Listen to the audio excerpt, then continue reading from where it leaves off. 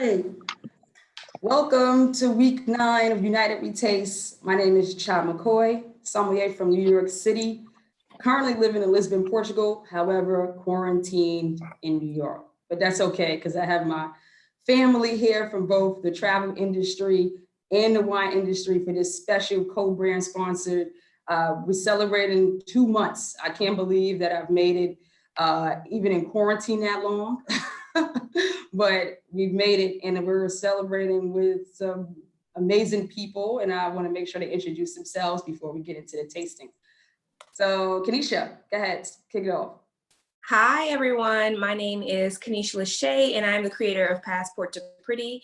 I've traveled to over 40 countries, exploring not only delicious wines, of course, but also beauty rituals and spiritual rituals as well. And I'm excited to be here. This feels amazing. Okay. Go ahead, Kelly.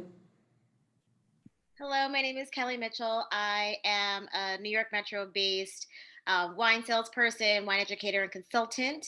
Thank you so much for including me, child. This is going to be so awesome. Looking forward to tasting with everyone. All right, Cece. Hello, everyone. My name is Cece Battle. I'm a social impact strategist and current executive director, but my real zhuzh is all things travel because I'm a whole Sagittarius. I'm over 40 countries right now. I used to live in South America, and wine and all things beauty is my jam. So excited to be here with my girl. My brother Charles, my wine brother Charles. And just let me make sure I make that clear for those who know me in real life. I have a real brother Charles, so I have to make sure I make it clear. This is my wine brother Charles, okay? So my name is Charles Springfield. I am a certified sommelier, wine educator, and book author based in Manhattan, in Harlem. I've been in the wine business for about 10 years, doing a lot of wine classes, private events, corporate events, and really focused on wine education. So I'm really excited to be a part of this panel today. Thank you, Cha. All right, so you've met everyone, and just a little bit more information on United We Taste. So every week, Shakira, Shakira, guess what? The vineyards is killing me. You know what? You just disappeared in lost among the vines. Oh God, I'm sorry. How I forget my boo? Shakira is the one where I'm doing late night drinking. I'm with Shakira. So there you go, Shakira. Go ahead, oh man, thank you for inviting me to be a part of this. I am based in New York. Day job, I am in tech in the security realm, and that causes a lot of stress, so I drink a lot. I love tasting great wines, and right now I'm focused on really wine education and helping other people look like me break down the barriers and complexities of tasting and enjoying wine. And I am thrilled to be here with you guys. Sorry. And so United We Taste is an idea that came together between Philippe and I as we were studying wine virtually online, and actually how can we still have the camaraderie you would normally have with our peers, which would be tasting groups. Usually someone would call you over, hey, I got these wines, try them out, or even blind taste you, challenge your knowledge, or maybe even help you to think outside the box with little known regions, or let's say underrepresented grapes in the area that we're located. And so this started as a way to develop our own education virtually. And so we started including people that was on the ground every week, and we started with Italy, and then we moved to Spain, and that was in, let's say, the larger part where when COVID-19 was rampant in these countries. So the numbers were so large with people passing away, infections going surpassing China. We thought, let's send some good energy and solidarity with these countries at that time by also giving a little hope to our friends in those countries by them doing something different, just sitting alone in their house and drinking by themselves. They might as well drink with us. And we've been able to learn from each of them. I even got a nice message in my DM today from one of from Hey Nikki, who was on with me from the Italian one. She's like, girl, keep going, keep going. So sending love to her. She's staying strong in Italy, doing her African dance classes, she said virtually. So we'll get into that in a second about what you guys are doing during quarantine as well, besides drinking. But first, since this is a special edition from Kobrand, we all have this is the first time ever, we all have the same exact wines. Normally, people bring wines from whatever's closest to them that represent that region or that country. And so this is the first time we're actually gonna have Argentinian wine as well as wines from Chile. So we're gonna start with, mine's is on ice because it was a little warm. Alta Vista. I'm gonna have the Torrontés. And then we're gonna just have for a second wine, Montes Alpha from Chile. And third, the Bodega Norton. Ooh, too much light. Yeah, it's probably hard to see. But if you're following, you can go straight to the website where you found the link, and I have everything listed there if you want to follow along, or look up the wines if anything piques your interest. All right, so let's get into it, guys.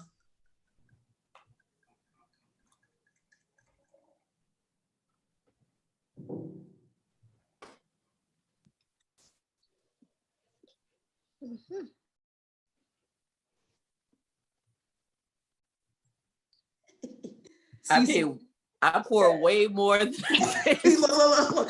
I'm looking at Cece like, oh, I thought this was a sip and chat. That is a generous pour. I was like, I was trying to put it out of the frame, like, so people don't judge me and see me, but listen, I'm home, okay? It's my business, okay? Go for it. But you know what's so funny on yours? Maybe because you have all that lovely yellow and gold in the background too. Yours actually look darker than mine, and I know we have the same wine, so I think that's the funny part. So let's get into just the great. Who wants to help me out here? Let's just talk about Torrontés. Well, I'm sure you guys can. It's a very rich style red, white in my opinion. You can see the legs on the glass. I really don't see that very often with white wine. Yeah. So that's another observation. The textural element is kind of making itself really present. I can taste it on the palate, and I can also see it in the glass. But it's very perfumed as well, which is, I think, of the variety. Super perfumed. I'm gonna piggyback off of Kelly's response about the legs. If you can take a look at the alcohol, it's at 14%. So that and also, you get that heat. Yeah, when it comes to white wines, 14% alcohol is, let's just say, it's definitely high. It's high for a red. So imagine a white. So, and this is without even tasting it yet. We're getting a lot of perfume on the nose. The aromas is floral for sure. Very. And then you have a lot of tropical fruit. Yeah. Some people hate that. I mean, I don't know. Do you prefer more fruit forward whites when it comes to, I don't know if you tasted it already, but when you're smelling it, are you usually like, oh, awesome, pineapples? And are you happy that it smells like a bunch of fruits? Or are you like, nah, I'll pass, that's too fruity. That's like a fruit cup. For me, it's a little much. And I think it's more floral than fruity. So that is kind of but I think that, I mean, I've tasted it already. And I think like this is a food friendly white wine, especially with more obscure, like immediately I'm thinking Korean barbecue or Indian food with this, because it's got the weight for that. But on the nose, this smells like a candle I would burn. It's so perfumed.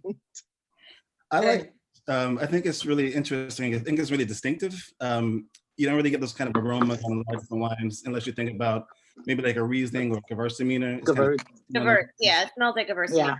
Yeah, it's kind of like that. And so I think it really stands out, especially being one of the few whites that actually are known to be linked to Argentina. I think it's really kind of interesting. And I think on the nose, it does play off some elements, but I think they kind of fade away when you get it on the palate, but I don't want to get too far ahead. Yeah, I think that interesting part too is that if you're new to this grape Torrontés, just know that it always is going to be perfumey, unless someone's doing a style that's unlike this. But if it's a traditional winemaker or winemaker doing a traditional style, it's always going to have, it should be pronounced on aromas and on the palate. I always compare it to Viognier. So I tell people, if you like how Viognier is out the glass, expressive, then you can do well with having the Torontos. I can actually remember my first time having one. And that will take me back to my time visiting Argentina. Now, CC, I know you said you was in Chile, so I don't know if you had, I actually had it in both Chile and in Argentina. Kenichi, did you have it in Argentina? Do you have any white wines when you was there? You know, it's red wine. I didn't do a lot of white wines in Argentina, only because I ate a lot of steak. And for me, the pairing was just a no-brainer. Even though I don't know, Right. I don't really know a lot about wine. I'm kind of still like the MD 2020, you know what I mean, when it comes to wine and all that, because I'm listening to you guys and I'm absorbing all this information and it's so fascinating, but I was strictly red, and I would do maybe a Prosecco in the evening on the rooftop, but with my meals and my everyday, my preference, red all the way.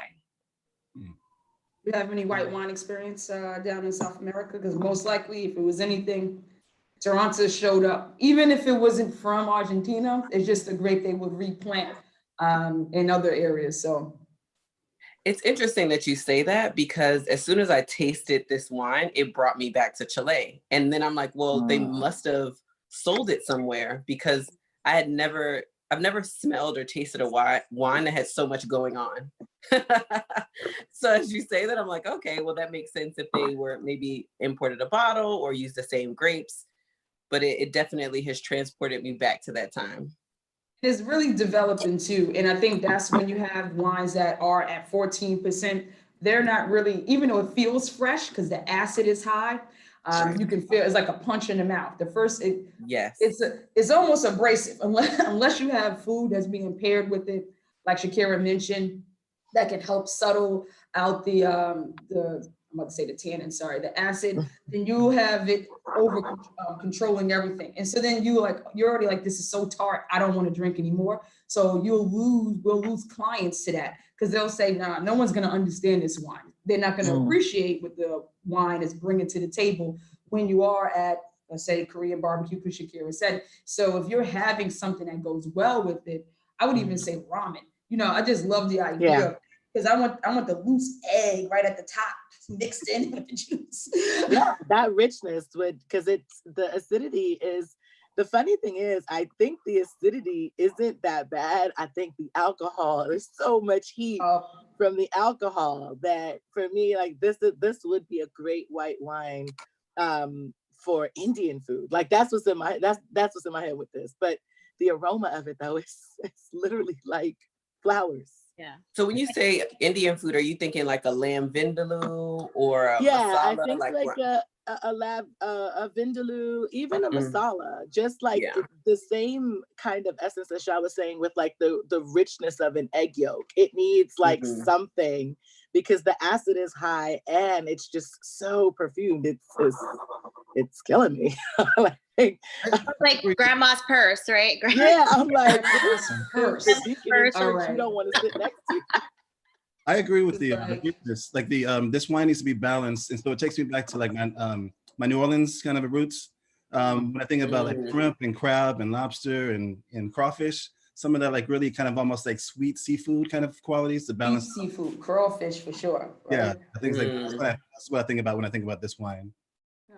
You know, it's funny for those who don't have crawfish, because I know that's another whole topic. And people will be like, my mother like, you never bring those baby lobsters to me, like again, because she's like, that's too much work for such low amount. Look, everybody shaking their head like, no, boo, I don't got the time. Like, she like, just bring me a whole lobster. So she gets pissed off when she sees them.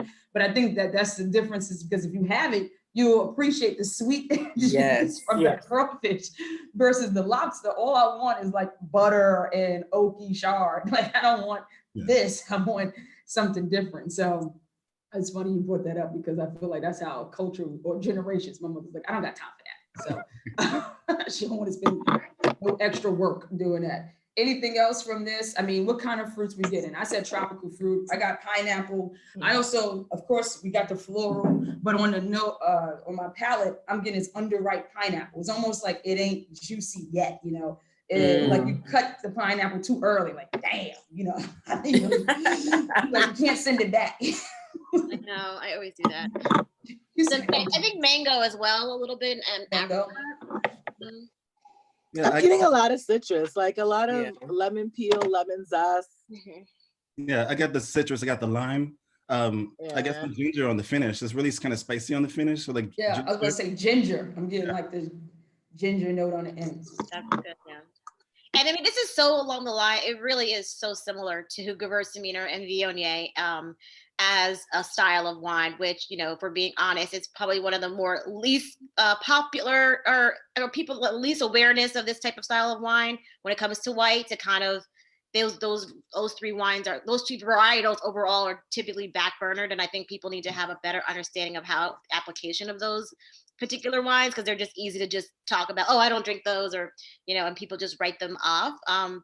And it's just also interesting, they're all grown in different parts of the world, but they're so similar. I'm like, would be curious to know like the, you know, the DNA of the varieties themselves, to see if there's any actual connection between the three, because it's super, I got super my pen and pad here. I'm taking Toronto's notes. is Muscat, isn't it?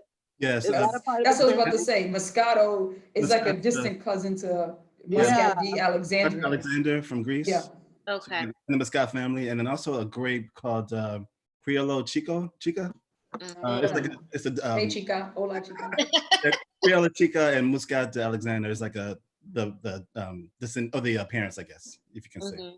Yeah. I Interesting. was gonna mention, I don't know if anyone's getting CC. Did you taste any salt, like saline character on it? Like, is it Yes, salty when you drink it's it? very salty. At first I thought it was creamy, but I was like, no, is it cream? And then it has a little bite at the end. So when you said ginger, I'm like, okay, maybe that's what it is, but it is. The more I drink it, the more it feels like, you know, like you go swimming at the beach. I'm from Miami, so everything is compared to the beach.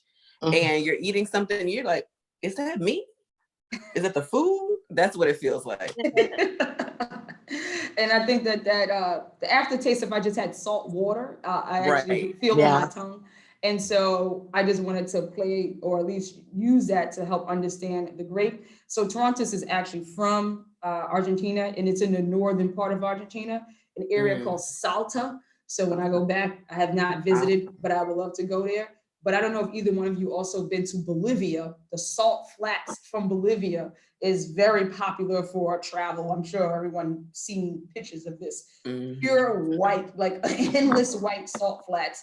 And a lot of people playing with dimension and perspective when you see their pictures in Bolivia, in this area. And so the fact that it's so far north and is right on the Bolivian border is making me think about the terroir from this area. So Salta is also, besides the fact that it says Salta in the name, I guess can also trigger salt immediately, but is one of the highest regions or sub-regions in the world for planting. They have the high, I think it's like 3,000 the elevation above sea level, something crazy like this. And so this high, the acid that I get, I guess the alcohol, I don't know if it's helping or hurting, but at this point, if we didn't have the alcohol, then who knows? This wine would probably feel like a razor's going through our mouth. Yeah. Because the acid probably has the ability to cut anything, cut your cheek, probably bleed, you know, if it was too acidic. But maybe the alcohol is helping us think about the wine in a different way. How can we pair it with food?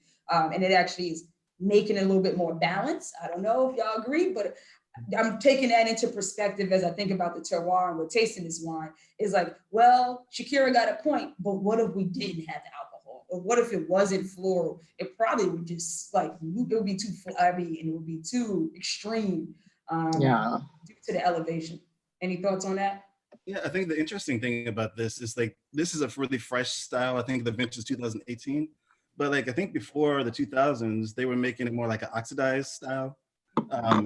So it was like very like, almost like if you have a Heredia Lopez White Rioja, it was almost like that. So very, very different styles. So I haven't tasted that style. I've never had that style before. Yeah, and I love White Rioja, so that's why I'm like, I didn't know that they made that style with the Torontos. Yeah, so I guess it would be more nutty and more like the acid would be a little more probably prominent, I guess, too. Will be helpful for the aging too. Yeah. Interesting. All right. That's the style I'm used to having of this. So this was really different for me than what I'm used to having. Kelly, I'm sure you've had this style. This is like Yeah, the this is go-to the one. only style that I know. So I haven't had the more oxidative style. All right. I think I would like as well because I just love oxidative. Yeah, Yeah. and this ironically, like I think that the components in this are necessary, but this wine for me is a little out of balance because the alcohol is crazy and very, very, very prominent. And I think that's throwing me, and it's such a stark contrast to the nose that it's not balancing for me without food. I think they would be very different if I had it with something that I was eating, but just by itself, it's one extreme and then the other. All right. Yeah. I'm gonna pour some. I'm gonna come back to it because I'm gonna invite Shakira to do the same to see if she feels differently after, you know. It is evolving in the glass too and becoming. I think that is doing All right, some It things. is. So I'm gonna. It's changing. I thought I was the only one. I feel like it's every time I let it Yeah. sit, and it's, I guess the fancy word is evolving, darling. Yes, It's girlfriend. Yes, use it. Evolving in the glass. Yes, honey. I mean, but this is a big white wine, and just like all richer style wines in general, even reds, they need, they do ask you to be eating, food with them. So Yeah. I think this is a great example. Also, this speaks to, and I think we can talk overall about just the value that's accessible in wine in some of the regions that we're exploring today. The wine quality can be pretty high, but you're getting still a great price point. So that's a nice thing too about Argentinian wines and Chilean wines as well. It's just like the great value that's offered by those regions for the quality. For sure. We'll definitely talk about that. So now we're moving on to our first red, which is what folks are known for. When it comes to South American food, we cannot go without steak, beef. And for those of you who may or may not know, I do not eat red meat. And I will repost on my Instagram my steak in Mendoza. It's a whole moment, but I cherish that photo just to show people, like, if you're gonna have a steak, this is where you have it. And so that was pretty cool for me to share. I couldn't even finish it, but you'll see the picture. I'll repost it afterwards. Sorry, All right, we're doing the cab next. Sorry, are we doing the? Yeah, we're gonna do the cab. Okay, sorry. Thank you. No worries. Whew. Mama. Somebody's, man, what's so crazy? And I feel bad for Cece. But Cece, but you continue drinking the white because I need. Oh, don't worry. That's why I poured a big glass for myself, Chad. You know why? It's because we're gonna need you to come back and, like, you gotta defend the challenger here. Is she right? Do we have too much alcohol? You like, girl, I done drink it for an hour. I'm telling you. By the time y'all just come back to enough? me, the bottle gonna be gone, Chad. You're gonna be like, it's just enough. Don't worry. Crazy. This one is. It is funny because I've been drinking. Who is it?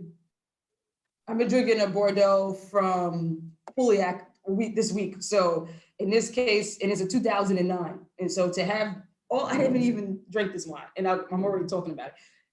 2017 Chilean Colchagua. I hate saying it together. I always sound crazy. Colchagua Valley. And it's funny because I always look to people who speak Spanish and they like, girl, that is Native American. I can't say that. I They can't look at say. me I was like, I speak Spanish. And I like don't know what the hell. Colchagua. Yeah, so Colchagua Valley,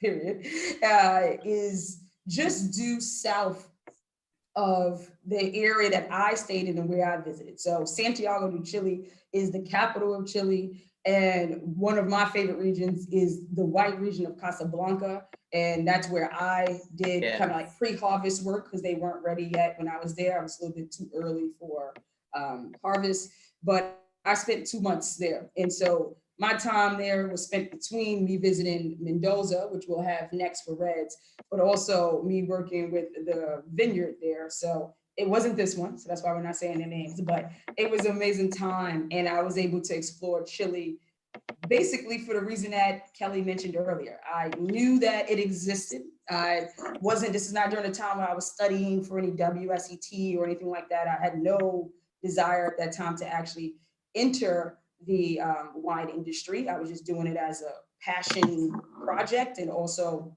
to expand my own knowledge.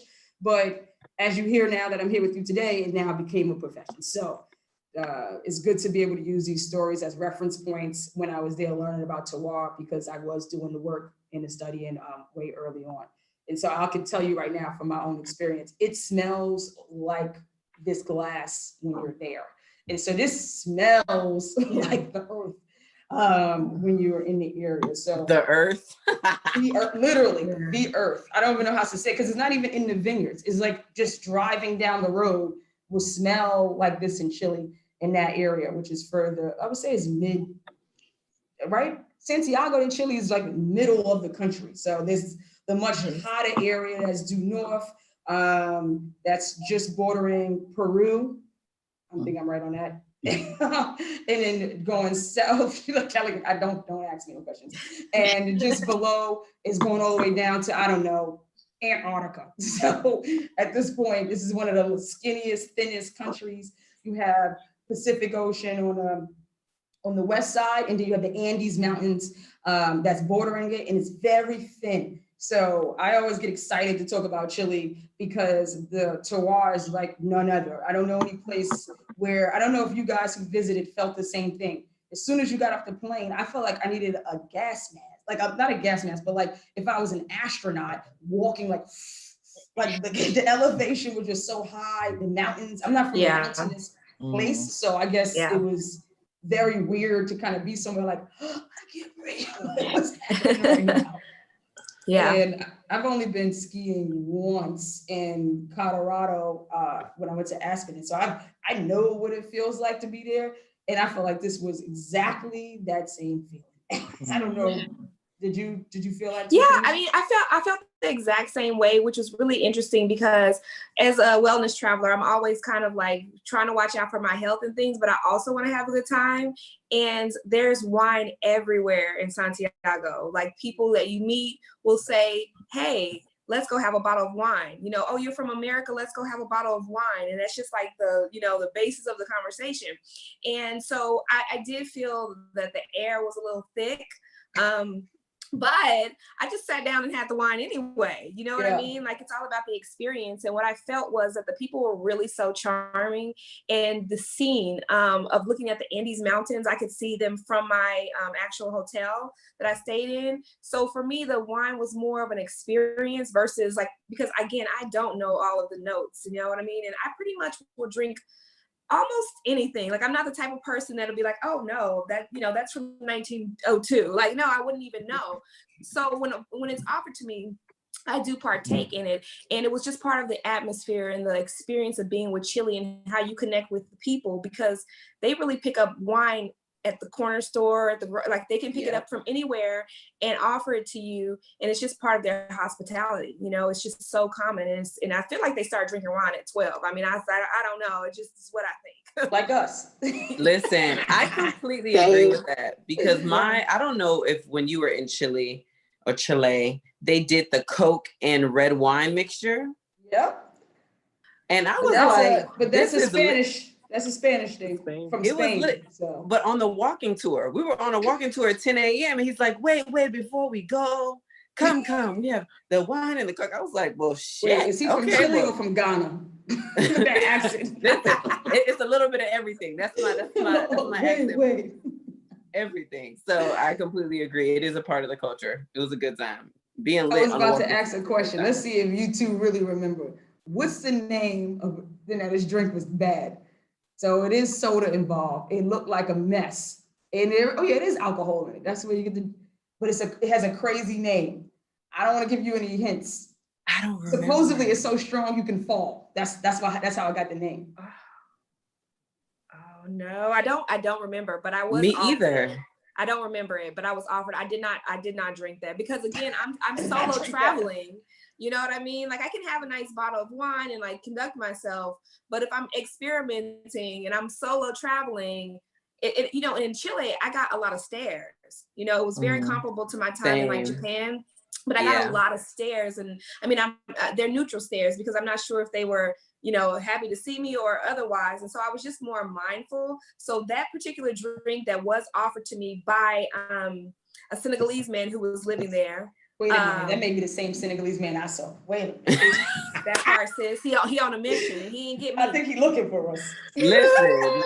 No, I'm serious. I didn't fall. I was about to say, I did see one Senegalese guy. He kept like, you know what? It's the same guy now. Yeah. It's crazy.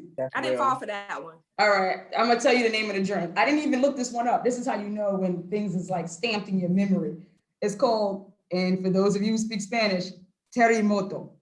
Oh, it was terremoto. Oh, Terremoto. terremoto. Those of you who don't know what that means in English, it means earthquake. So I think, you know what? I had those. So this is what happened. But it was the same walking tour. So what had happened, we started the walking tour in this like old building. He started with the red wine and the soda. We did the whole walking tour. And then obviously because I'm joking and laughing, he's like, let's go to the bar. And I'm like, of course. That's what we drank. And then what happened? And then now the was- story's developing a little bit more, right? Kira's like, what's going on? It was a good time. It was a good So I time. need to look up because I just remembered it as I was thinking about what we were talking about today. I was like, oh shoot, the terremotos. Those drinks was killer. They said that once you have one, you're going to be shaking when you walk. So that's why they call it the earthquake. Oh, And did so you have I one, have no Charles? idea what the Question. recipes are, but I'm sure someone has them online. I'm gonna look that up. We will share them for your quarantini hour. So let's get into this wine. Charles, pick it up. Let me know what you're smelling since it's so pronounced, intense, and fragrant, I'm sure. Yeah, so what I get off the bat is a nice amount of vanilla notes, in addition to some darker red fruits like black cherry and plum, things like that. Maybe a little blueberry too. Okay. So Yeah, black and blue fruits or red as well? more like black and blue. I get, but it doesn't like on the nose, not like a fruit bomb, but I get like those nice concentrated dark notes, dark red fruit notes. Yeah. Kira, what you smelling? Same. I'm getting not as much of the black fruit, but a lot of red and blue fruit. Definitely with Charles, that spice and oak is there. I'm still also getting though a floral component here, but it's beautiful actually, like dried rose petals. That I You may be love, flower like potpourri. sensitive. I don't. Funny enough, Don't send Kira flowers. Anybody that's watching, don't send her no flowers. I have really, really, really bad allergies, but I love flowers. So I do love. She's like, I smell flowers and everything. That's it. But in this, I think it's pleasurable because I feel like it's dried rose petals that add a nice, like, earthy balance to the fruit that I love. This smells beautiful. Okay, Kelly, they still didn't say the one thing that I first smelled as soon as I smelled my glass. So I'm trying to see if you're going to pick up. I don't know. I mean, strawberries, vanilla, chocolate. Meat. Is nobody else smelling like, I'm getting like this crazy. It has a gamey note to it. I think that's more like the terroir too. And I think what's nice here is there's a great, the terroir elements are so pronounced, the earthy elements are strong flavors that I think mesh really well with the fruit notes that are more, classic or traditional.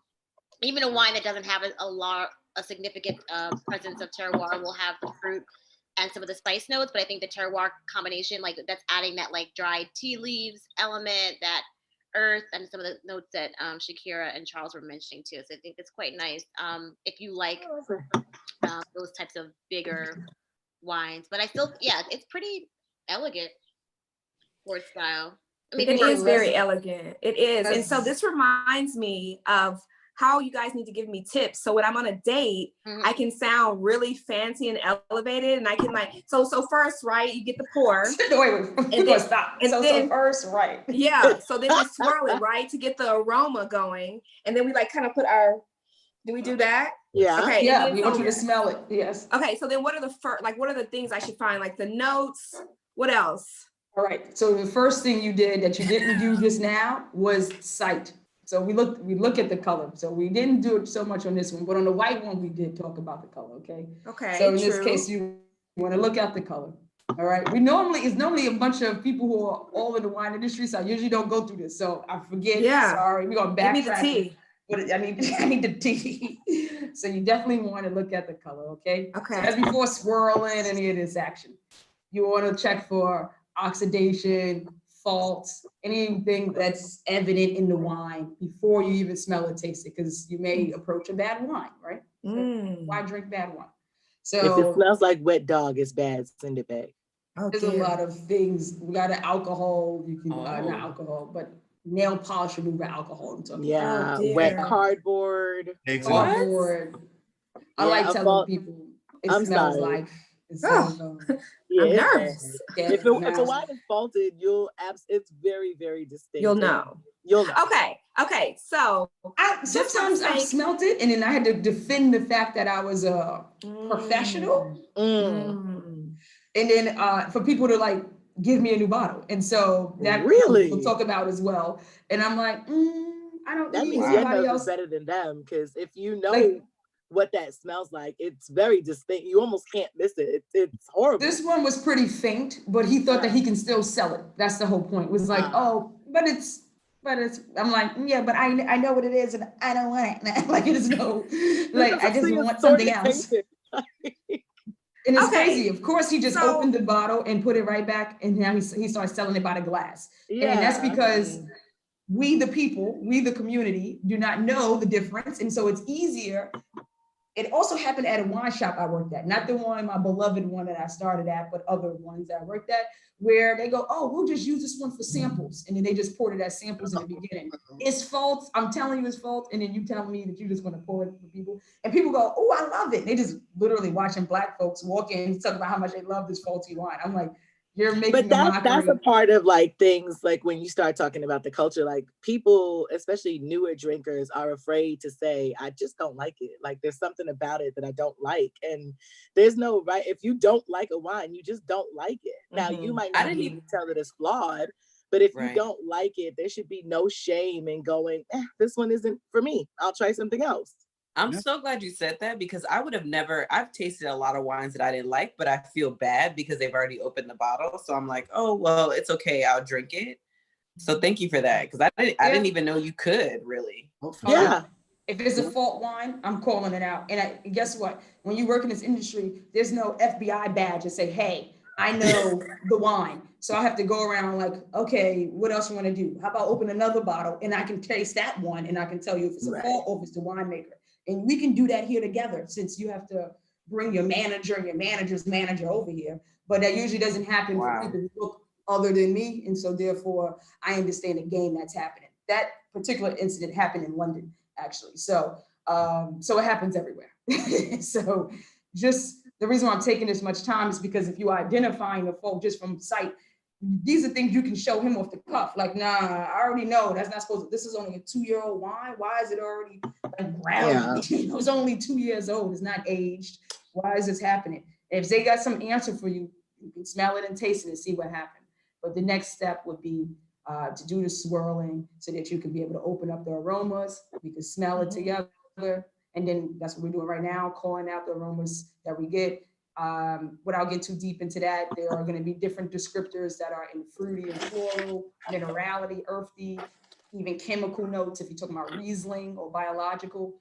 And then we'll move forward into tasting. And then that's what we're going to do now together. Tell me what you tasted. Y'all, this is so good. Don't Again, rub it who's in. watching, whether you're watching on replay or watching it live, this is the Cabernet This is my kind of carrying on in a glass. Okay. This is delicious to me. Y'all like just rubbing this. it in. Yeah, I do like this a lot. I've been sipping too, but I do like it. And it feels to me, you guys can tell me, I feel like it's dry, but I'm okay with it. Yes, okay, like it's cool. Yeah. What style do you normally drink? Girl, with the style that's open. That's a good place to start. That's a great place to start. That part. I just want to make a distinction because you brought up a good point about dryness. So when we talk about red wines, we're talking about the tannins, which dries your mouth out. You may feel like dehydrated a little bit. But then the dry wine in general just means the absence of sugar. So it doesn't have a lot of sugar in it, so it's not like super sweet, but it also has a drying effect that dries your mouth out. So two different things that people Yeah. are. That's the style versus the tannins. Yeah. This is my kind of carrying on. This is delicious to me. And you guys, right now I'm wearing a lipstick called Wine Down. Mm-hmm. Ooh. And if I know I'm gonna be drinking wine, I go with more of a Bordeaux lip, because if you know, Kelly, I know you know, sometimes it can leave a line, Doing that on mine, Yeah. yeah. right? And it's like a burgundy line, and you just look kind of like crusty, right? So I always kind of like match my lip with my wine. That's great. Shay, I see you. I see you. Mhm. Yeah, all of you have great I lips. use chapstick. I'm like, funny enough, for tasting, if I'm gonna be tasting a lot, I normally don't wear lipstick because of that. But that's very rare, because I'll just wear long wear lipstick because I don't like not wearing lipstick. Y'all just caught me half getting dressed. Sorry. Quarter dusty this morning. So let's talk about, are we confirming the same aromas on our palate? We just talked about tannins. How's the acid? For those of you watching, it's a 14.5 ABV, so alcohol by volume. I get on the palate, I definitely get those like black currant notes. So like if anybody drinks cassis, I get those kind of like really dark black currant notes. Not a lot of oak, some moderate tannins for sure. I think the acid is moderate plus. Yeah. But yeah, it's really, I mean, like to everybody's point, like Shakira and Kelly is very elegant. I think it's very elegant. Yeah. Agreed.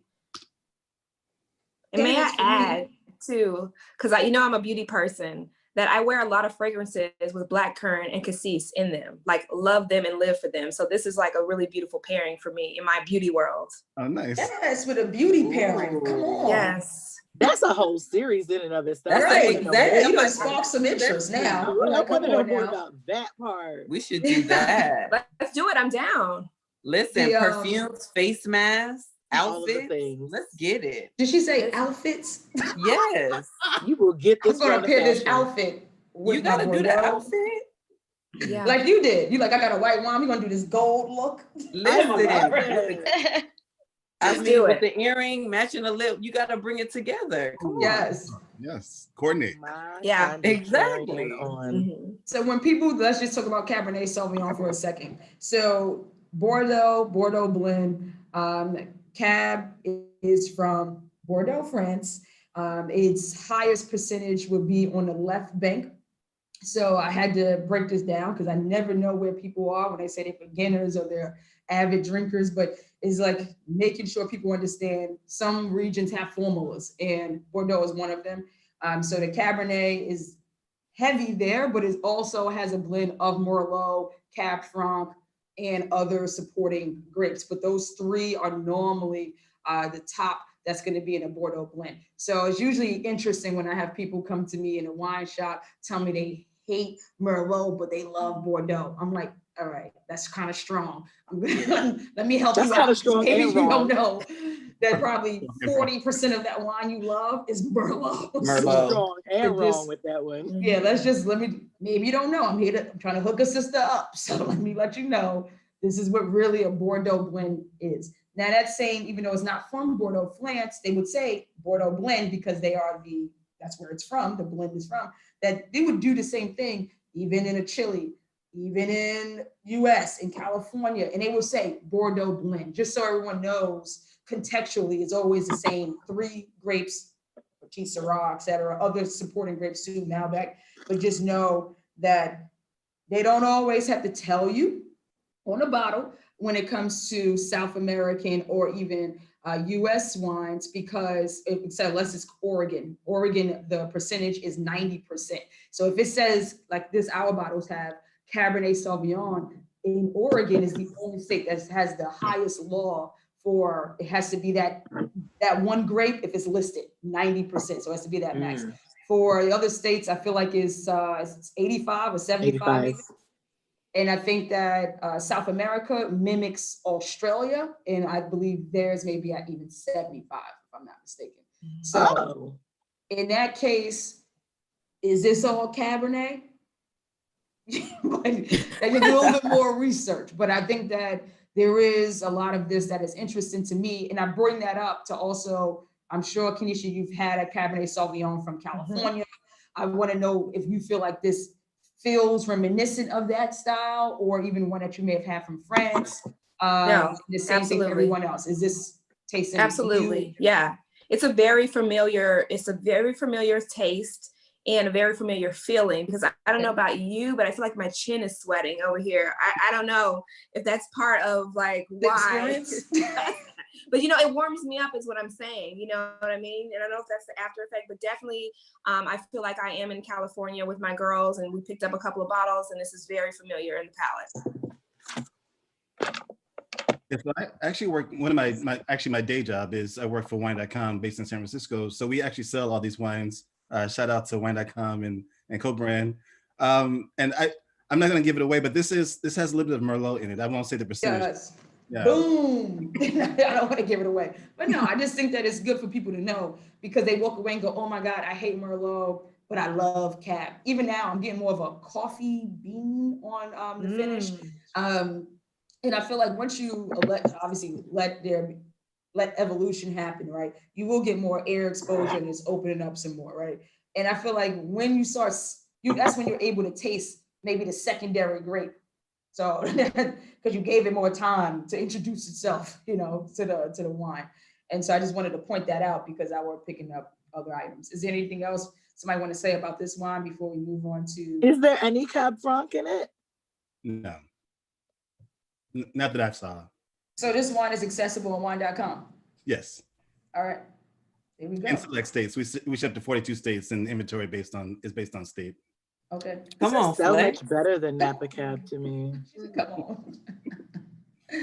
Nah, but this was awesome. I think of it being way more savory, which would be more of a Bordeaux style, so French style for me, versus having one that's from Napa Valley that tends to be more fruit forward, or even riper fruit forward versus aged fruit, you know. And Girl, so you know what you're talking about. You called it shots. She a professional. Okay. good job. Savory. That's why I asked about Cab Franc, because there's sort of an earthy greenness to it that I like. I don't love Napa Cab because of the excessive fruity and oakiness of it. Jamminess.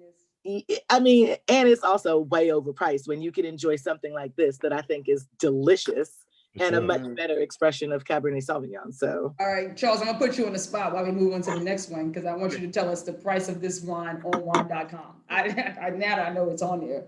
It is $22. 22? Yes.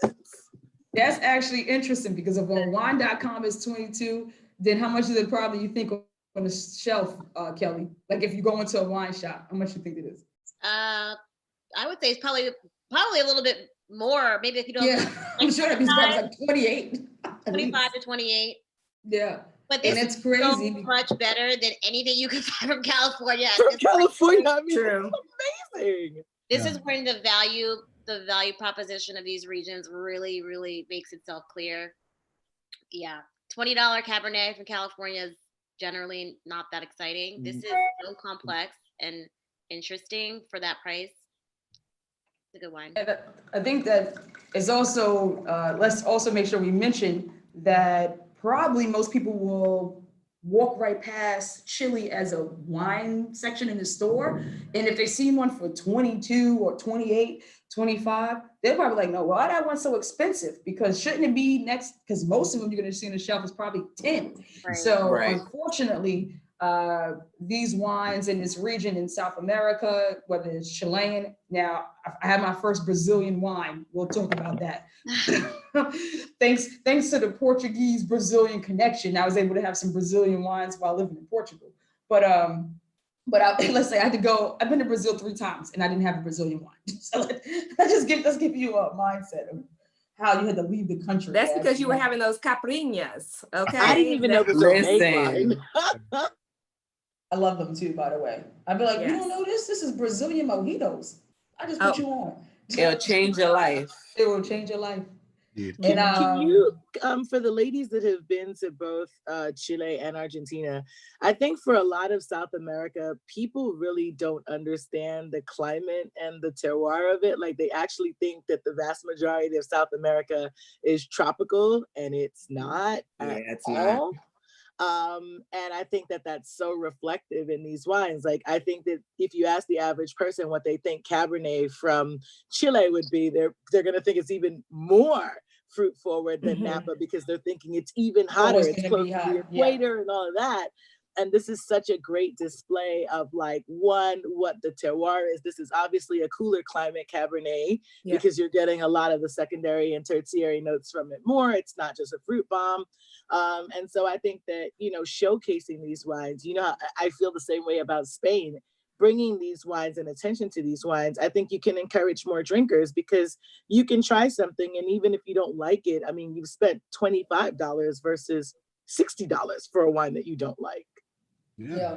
We can talk in order. I've never been to Colombia, and I believe CC has been there. So just when you look at South America as a continent, that is probably when they think about heat, they're talking about Colombia. So CC, if you want to just describe your time. Yeah.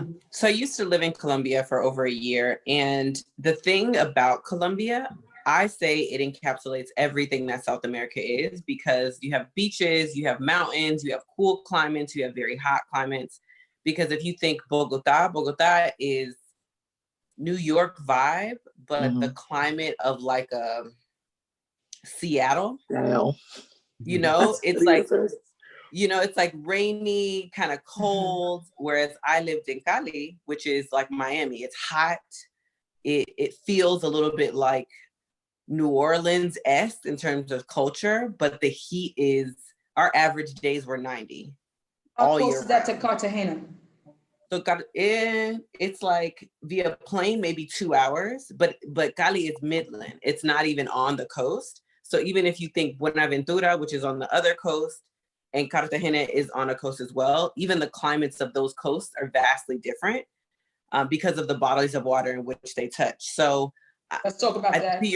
To your point, South America, people think it's similar to folks who are not born or lived in the US. When folks think the US, everyone thinks New York, right? They don't necessarily understand that you have a New Orleans, you have a Seattle, you have a California, you have a Missouri, you know, you have all of these different climates. Miami, yeah. Exactly. There's so much to offer, and also so much landscape, you know, like the scenery. And Colombia was an interesting place for me, where in South America, it has the tallest palm trees. It has it produces the most coffee. It has rainforest, and there's places that it gets extremely cold. So thinking about Chile and Argentina, and even Bolivia, to your point, they're dramatically different than even like a Guyana. Guyana is like the Caribbean.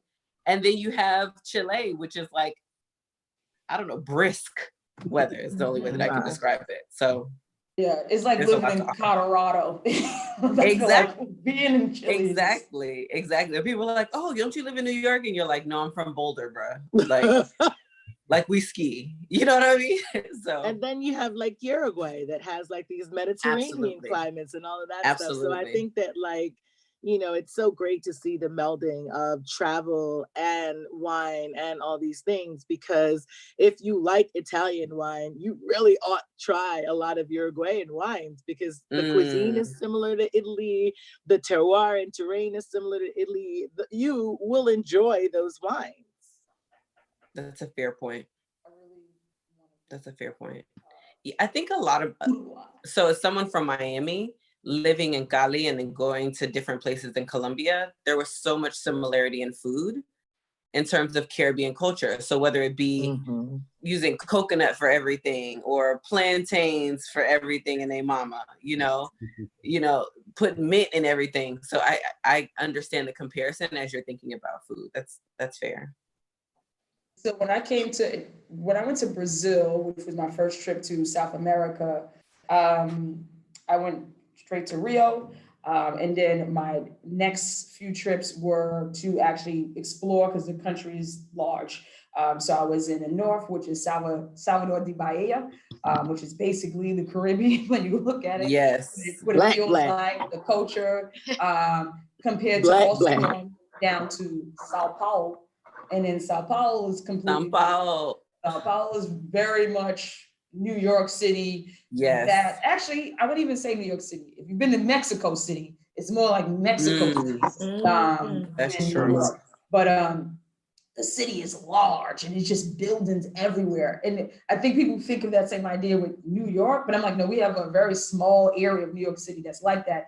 All other boroughs don't have these tall skyscrapers. When you on a plane landing in Sao Paulo or Mexico City, you're like, where are we landing? Like, I don't see a clear space nowhere. It actually disturbs you a bit to actually like land in the middle of this.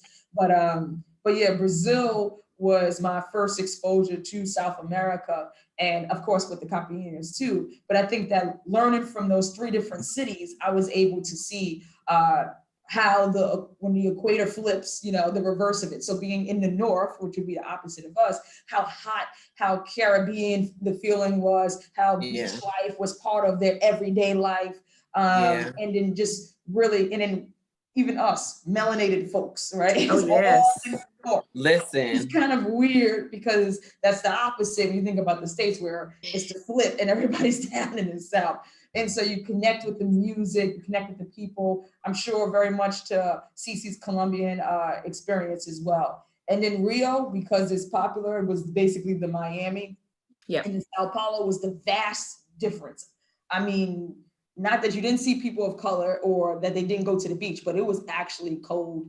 And in one trip, I went to Rio, I flew into Rio and then flew to Sao Paulo. So to be in Rio first, and then actually, it was like a whole another world during that trip. And so you got I had my leather jacket on. There was nothing beach related to that idea of Brazil that we all understand. Okay, so it was kind of crazy to be somewhere where I'm like, okay, we're doing city stuff. So we're going to museums, we're checking out the latest place to lounge at. It was the opposite. We're going to more wine bars compared to being in Rio. Every day I was at the beach. Literally, They was like, it's dangerous. I'm like, nah, I don't care. I'm gonna wake up top of the morning, go straight to the beach, tuck your gold in. Tuck your gold in, period. Tuck it in. I didn't actually visit Sao Paulo for that reason because, you know, I was traveling at this point for a little bit over a year. And I just said, you know, I don't want to deal with the city feel, you know, I'll visit it some other time. But I spent a bulk of my time in Bahia, which was absolutely like, those are my cousins, period. Listen, you know, and auntie got married there. Yeah, listen. Listen. But see, Sao Paulo for me, I didn't feel like I was missing anything. It felt very stale in terms of culture and being. I said, like, between that and Rio, I felt like a lot of people were in the sunken place. Whereas Bahia, people knew who they were. And being someone from Miami, I could see a lot of myself in Rio because of the way the folks that interacted. But it was interesting, particularly in our melanin folks, how they identified the type of food that they ate and how they showed up in comparison to Bahia. But São Paulo, sis, you ain't missed nothing for me. It was. I agree. We're going to talk about this Argentinian wine, and then we'll talk about being in Argentina. Mind if I interject just real quick before we move over to Argentina? So I haven't been to Chile or Argentina. The closest I got to Brazil was being married to a Brazilian for a while. But that counts. That's a whole nother story. But I wanted to piggyback on what Shakira and Chaz said about the terroir, the environment. So like a lot of times you think about this really skinny country, they think about north to south, but also it's east to west, you know, by the Pacific Ocean that goes this way, and then the Andes on the other side.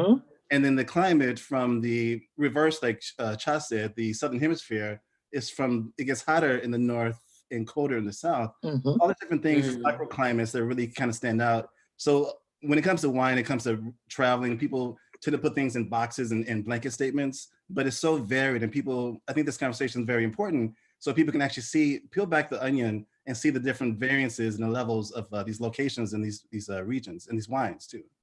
I mean, you're further from the equator, right? That's why Montana's colder than Miami, because it's farther from the equator. Same thing, if you're going south, it's the same thing. The farther away you get, it's not as warm anymore. But I think that South America as a continent gets boxed into like Rio, right? Rio, so much more. and that's it. And it hinders people, I think, particularly in wine, from exploring. I'm like, but you can read that bottle, right? Why would you focus on France where there's never going to be anything about the grape on the bottle, right? You really have to know stuff to get into those wines, when you could explore something that you can read, that you can look on a map quite easily and understand. So I just hope that conversations like this, Cha, what you're doing to just, bring Portuguese wine and culture and food to the forefront. It is a region, I think, especially if you're just exploring all of these regions, these are exploratory regions. You don't have to break the bank to explore them, and you still get true expressions of these grapes at an affordable price. Love that. I think that, the same way I struggled. I was literally going to decide to go spend 2 months in South Africa or to Chile. And it was weird. People were like, what, South Africa or Chile? This should be a no-brainer. And at that time, I haven't been to South Africa yet. And I really was you should have seen me struggling. I really didn't know what to say, because I really was like, I don't know why, but something's telling me to go to Chile. And I'm more confident at my age. Let's just leave it at that. To say that I can stand more proudly or boldly in myself to say, I know I'm the hunter. I'm that kind of person. I'm not that South Africa doesn't need any help. Yes, they do with their wines, but I think people know South African wine. They respect it. People are Shiraz, and but for some reason, that's why I didn't spend 2 months even in Argentina. I specifically went to Chile. At that time, I realized no one was talking to me about Chilean wine, the same way no one was talking to me about Portuguese wine. And I'm just that explorer, that adventurer who love doing that kind of stuff. So once you know yourself, you are okay to make those kind of decisions. Like when I'm talking about, I'm amongst a lot of travelers. And at that time, I don't think Kenichi went yet, or Cece. I think Cece, that's how I knew she went, is because she hit me up like, "Child, you was in Chile. Let me know what I'm supposed to do, what's supposed to happen." Because all the people I knew in the travel industry, this was like untapped land. So literally. So on the wine side, I knew I was on my own because I didn't have any wine connections then. But on the traveling side, I didn't have anybody telling me where to go, where should I stay. And so it was crazy. I just was like, you know what? I'm feeling drawn to it. Let me just go. And so I spent 2 months there. And so you just got to know yourself, because you don't feel like, oh, but everybody's telling me, South Africa's lit. You need to go to South Africa. And I was just like, but something keep telling me to go to Chile. No, I don't speak Spanish. And even the Chilean Spanish ain't Spanish. It's not the same. That's you. Tell you. I speak Spanish, and South Americans, I'd be like, "Get?" Because exactly. I speak Spanish too. And moving to Colombia, I was like, "Come say what?" Yeah, that's not. It's different. So I just know that the inner work that I had to do with myself led me on this journey to be able to talk about Portuguese wine at that level and have that true connection, because that's what I'm passionate about. So that's so dope. And the same thing for South American wine. So, and exploring both of those countries truly as a traveler. So I snuck out, this is good segue into this Argentinian wines, because I was like, oh, you know what? Since I'm in Chile, let me just hop on over to Argentina real quick. I had no plans to go, but I said, I'm right here. I put it on Facebook. Facebook was the thing then, Instagram was out. So I went right on Facebook, told people like, yeah, I'm going. They said, oh yeah, I'm here, come see me. So I told them I was on my way. I was terminal for 48 hours. I didn't know I needed a special visa as an American. So this is a little travel tip for you. Like Brazil, we didn't mention, you need a 10-year visa in your passport that you need to do all the checks and embassy balance. It's not cheap, but and it's tedious. And the same thing for Argentina. However, in Argentina, you could get it like easier. You didn't have to do as much. There was not as much bureaucracy as the Brazilian visa. But for those who don't know, for Brazil, they probably found out when they tried to go down there for the Olympics and they ain't get in. But for other people who've never been to Argentina, I don't know, Kenichi, if you felt the same thing. Did you know already? Because I got there and they was like, sis, we can't get in. I was like, what are you talking about? Yeah, they sent my ass back to Chile. Things have changed. For Brazil, they do an online visa. However, they've suspended it since. and you can move about freely with just your American passport, as well as Argentina. At the time when I went in 2018, I did not need a visa for Argentina or Chile either, but I did do the hop around. And a really good travel tip is to buy all your one ways. So if you start in like a Rio or something like that, you want to go down to Buenos Aires and then go to Santiago and up to Peru, and buy them all at one time, and you'll save more money than you can even imagine. But no visas are required at this time. But with who we have in office, We ain't about to stay go nowhere. posted. Yeah, Listen, so no surprises. Don't nobody Yeah. run us. They gonna be like, America. I know they're Never. gonna be like, it's gonna be like the reverse discrimination that we've, given to other countries. So That's why I use my Absolutely. CONCACAF passport. Like, I'm good on the American one. yeah. No, But I even do when I too, but went I think to that you also Cuba- brought up a point is because since we don't know how things are going to be, you probably should look it up. So even if you Gotta listen look to it this, up. Yeah. she hasn't gone in Absolutely. 2018. I don't know. I guess I haven't gone. I don't know what I was there, 2015 or 2014. So please know that just check the embassy and see what they're saying in advance. I probably Absolutely. felt as an avid traveler, someone who's lived out the country already, I was pretty much embarrassed to be flown back to the country that I came from and literally stuck in the airport for 2 days, trying to figure out how the hell I get back to Argentina, which is where I was supposed to be for the next couple of weeks. And so just know that in advance. That one didn't require a visa in your passport, like how Brazil is. This one was just a paper printout version that once you pay for it and get approved for it, you can just go right on a plane and print it out. So, but yeah, I finally made it to Mendoza, which is where this wine is from. Listen, I didn't end up going to Argentina because at the time when I was living in Colombia, that's when I did a lot of my South American travel. So that's when I went to Cuba, all of those places around it, et cetera, et cetera. And I didn't go to Argentina because I met a guy who talked about how he was like, oh yeah, like we don't have Black people in Argentina. And I was like, what? And I did some research about, so hold on. Hold that to after this wine. Oh, I'm like, they tried to erase hold any on? Black people from Hold ever that, being hold Black that, people. hold Oh, you that. want me to Maybe hold he it? meant Okay, African Americans. Maybe that's what he meant. I'm drinking 14% white wine right now, so I didn't know where we wanted to go. Y'all have the red. I'm not there yet, so I'm that's telling post you, recording. it's about to get real interesting up in here. I'll hold it. Okay, never mind. Just kidding. I'll hold my secret. I'm just kidding. Well, we have a blend. It's actually 40% Malbec and 30% Cabernet Sauvignon. So we had it's actually a single varietal per the bottle, but we had Brother Charles check that, but it's mainly Cabernet Sauvignon from Chile. So it's good to be able to have them side by side. I love doing comparison tastings because you get to talk about color variations. It's easy to say the wine is red, but if you have two wines side by side, you can say it helps you look at when you're a beginner, what kind of red, if that helps, is it like cherry or is it more like burgundy, the color, so, and then the intensity of the color, etc. So let's just talk about color since we're talking about sight right now. Mine's is definitely more purple, and that's Malbec signature. Yeah, it's deeper in the color. Yeah, and so you always, Kenichi, want to hold the glass low, like so not in the air, but you actually want to look at it. And if you have paper or anything in front of you at a 45-degree angle, just to be able to see a true version of the color, okay? It has some red in there too. Like I don't know, like the rim of mine is like very red, but in the inside it's very deep, Look at you evaluating wine the way you actually should from core to rim. Come on, Queen. Yes. Yeah. But would you agree if I said it was pink? Do you see it? You do have a lot of wine for your glass. There's a lot of wine in that glass. That's probably hard for you to evaluate. Yeah, hold on, I can fix that. Okay. You could do it even in this, but I mean, to see how deep it is, you probably go with a good amount.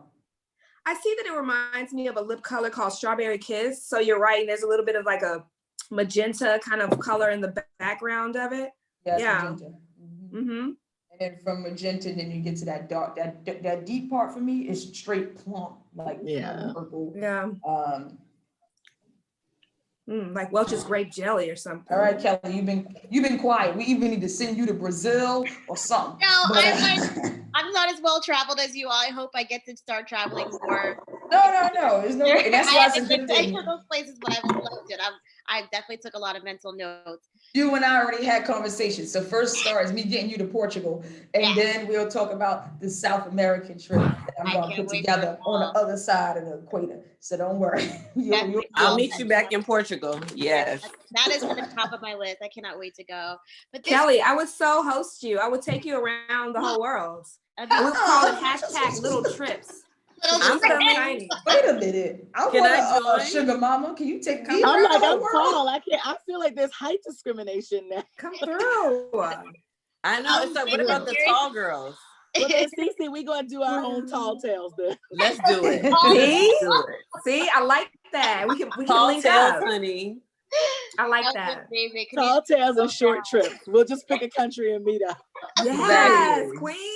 I'm down for that. I do believe, like, all of us on this call, we all have to do a trip together and do It like a will mastermind. happen. It's done. It is done. We have to. The season's planning. First is let me put the group together. Let the world see what we can give. Exactly. And then it's about how do I expose non-wine drinkers to wine, right? Exactly. Because CC is learning about grapes, places they visited and probably didn't know they even asked for it. And then we have wine people who are not even been able to touch the places that they sell. I'm sure Kelly sells wine from Argentina. Yep. Sterling definitely has a large portfolio, but it's never been there. So I think that is, and I didn't say this in the beginning, but having both of my industries, like how Kenichi said, she's in beauty and travel, being in wine and experiences, travel being one of them, this is a cool way for me to show people that when you actually touch it, it's a different approach. You actually connect with the wine in a different way that no certifications or pins can give you, or textbooks or whatever. When you touch it, you smell it, you meet the people, have the meat, which is big. I'm like, it's for me, I think I'm meat sensitive, like how Shakira feels about the flowers, because I don't eat meat, so I can always smell it. I'm always like this, what's that? That means you can smell Syrah a mile away then. Yeah, for me, I can smell meats all the way. I'm like, ooh, this smells like a good steak. They're like, how you know? I'm like, don't worry, I know. I'm so sorry. I'm gonna have a hard stop in a few minutes. I'm actually working this weekend, which is trash. We have a large upgrade this weekend, so I actually have to jump on a call at 1:30. IT people. Oh no. It's the worst. Yeah, we even get into the good stuff we have. We still just I know. All right, let's get to this wine. No. I'm so IT during the pandemic is for a hospital might be the worst hospital experience imaginable. Wow. Well, shout out to you for still holding it up, because you've been smiling on IG like a G. You've been on IG like a G. You know, hair laid, you got the bump and everything, the curl snapped. We see you. We see you out here. We appreciate it. Meanwhile, I just want to get in the shower and curl this bad boy back up, because sleeping with this straight hair, I just straightened my hair this week, and it is reminding me how much I hated doing that whole process. Like, I had to put on a shower cap and was like, what is this? What I want to do anymore. Looking good, but this is just, I'll jump up when I need to without being disruptive, but I just want to thank Sha and everyone. I mean, I know Charles and Kelly, but Cece and I'm sorry, I'm not going to say KL, but that's what's there because I can't remember. Kenichi, I'm sorry. Yeah, it's been such a pleasure connecting with you all. I love geeking out about wine, but it's a special kind of geek out and love when you're doing it with people that are the same hue as you. I just thank Sha for the opportunity, and it was a super, super pleasure. And I'm sure that this is the first of the many chats. Yeah, we have to keep this going. I'm going to cut you off because I want you to be a part of this tasting, and let's have that conversation before you leave, okay? So I want you know what? We're not even going to go around the room. We're going to let you go through the tasting for this, and then we can start talking about the Black travel movement and Blacks and wines right after that. If you're still here with us, that'll be great, but let's go through one. I mean, I love this wine. Very reminiscent of a Mendoza, specifically Malbec, lots of blue and black fruit, juicy blue and black fruit to me that I very much like. I think that The concentration of the fruit is coming from the Malbec, but I'm also getting like the strengthy, muscular tannins from the Cabernet. And it makes for a great wine that absolutely makes me want a very well grilled steak with some nice fattiness, because the wine also has great acid that I think would be perfect with like a nice juicy ribeye or skirt steak. So this is delicious to me. Yeah, it's funny that you said that because I don't know if anybody else is picking up the menthol Mhm. on the nose. I haven't tasted yet, but on the nose is this strong, I feel like I don't want to call it cigarettes, not cigar. It's like this menthol cigarette moment that's happening too. I almost said eucalyptus, but it wasn't eucalyptus. Menthol is more of what I'm getting. I think it's delicious. Nice. I think this wine needs more time. For sure. Definitely. I feel like the wine is good right now. It's funny because, as you already heard me talk about my juicy steak, I would pair this perfectly with pan-sealed tuna. And so for me, that's usually my substitute. And when it has this the difference between the more savory cab that we had earlier versus this blend of Malbec, there is this purple fruit texture that Shakira talked about, and that tuna is going to go awesome with it. And you all know it has the pepper wrapped around it perfectly. That crust. Cut it, and that pink open. But there you And go, it's like- also debunking the myth that you can't have red wine with fish, right? Oh yeah, well that's anybody that followed me knows that I always have red wine and fish. I gave a I also pairing. stand corrected on the Torontes now that it's rested in the glass. The Woo! floral notes, I'm glad you came in on the end. And Cece gonna pick you up and tell you, the girl, floral this notes wine. have calmed down. And I've been trying to tell I you. find the wine much more imbalanced. Drinking it now, we're about a half hour of this glass, much more imbalanced. I still want the same. I still think it's an incredible food pairing, but I think that the fattiness and the heaviness that I was getting when it first opened up has subsided. So I stand corrected on letting It's them. a So whole record new now, level so- over here. It's a whole new Yeah. level. But Shakira, when you said that it was strong and muscular, it's exactly the way I want to date someone that's strong and muscular. And when I first smell it, it does smell strong and a little intimidating, but I like that because then I'm still gonna go in for it. And then I hit it with a little taste. And it's kind of like softly fruity. It feels like velvet. Like I imagine like his chest hairs. Oh, It's that chest is hairs. definitely. Come on, velvet chest hair. This For is an me, iron. You know what? This is an Yeah. iron fist in a velvet glove, right? Yes. This is that Iron something. Oh, iron do a fist whole- and a velvet glove. glove. Yes. You can do a Mm. whole thing on. So I like comparing wine and grapes to women. Like this week I did Zinfandel, and I said Zinfandel's a black woman because Zinfandel will be like, Definitely. I'm over this shit. I'm out of here. I'm done. I don't like any of this terroir. It's too hot. There's too many other things going on. I'm leaving. Right. And so I think that. Like, So hold on, now I got a question. So white Zinfandel, is she mulatto? white Zinfandel. I'm done. I'm She done. mixed. No Bye. identity. Bye. White Zinfandel is the girl has no name. That's what white It's Zinfandel. a good as no name. Oh. I just, questions that need answers. You They know? need answers. Listen, But that's yeah, a real I question. think that I like describing wines with characteristics and color and other things other than just like the very academic way that we can Yeah. intellectually do this. But I think that all of the feminists or whoever that wants to argue with me about whether a wine is feminine or elegant or muscular, I think that this is a muscular wine. I think that it's very structured. There's a lot of tannin. There's good alcohol. There's a very good integration of oak. And I think that this is an enjoyable wine, but I agree with Shah. If you let him calm down, right? Like he came in the scene too much. Like She got you're doing too potential. much. You gotta It's the calm girl down. from the Yes. hood. He's That from if she Harlem. actually studied, buckled down. she Can could make we, it you out know the what, hood. Shaw? I think you all hit on something that is talking about accessibility. What if you created a whole series that it wasn't in this intellectual, unaccessible ways in how you describe wine, but like the childhood, hood, everyday person? Because I think more people could see themselves in experiencing wine if you articulate it in a way that they could connect with. Because you We saying do. like, oh, I think I everyone love here. that. I we're love gonna- that. We do This it in dude different that dressed ways. like Charles, but will fight in the middle Yeah. of the Yes. Like if you say, instead of saying like oak and instead you say backwood, You know what I mean? This That is can the- help you somebody you really could use get Black the, and Miles to describe, Yes.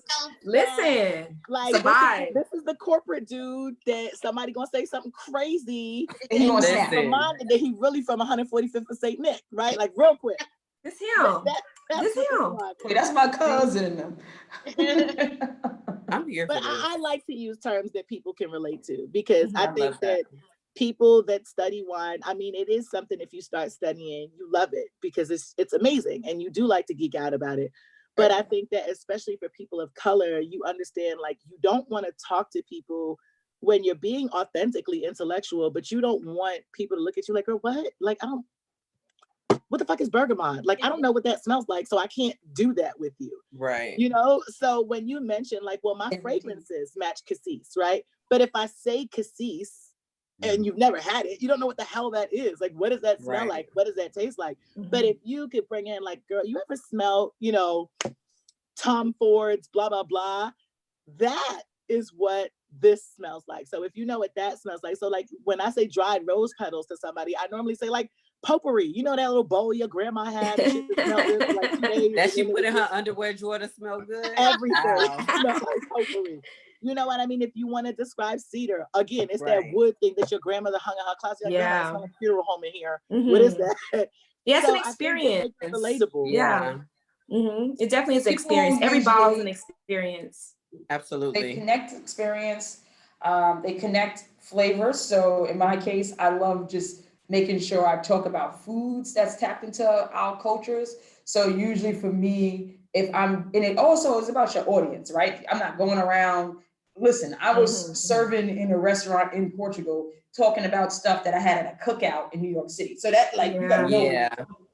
So if I'm doing that, it's because the people at that table tell me they from New York, like, so they would understand what I'm talking about.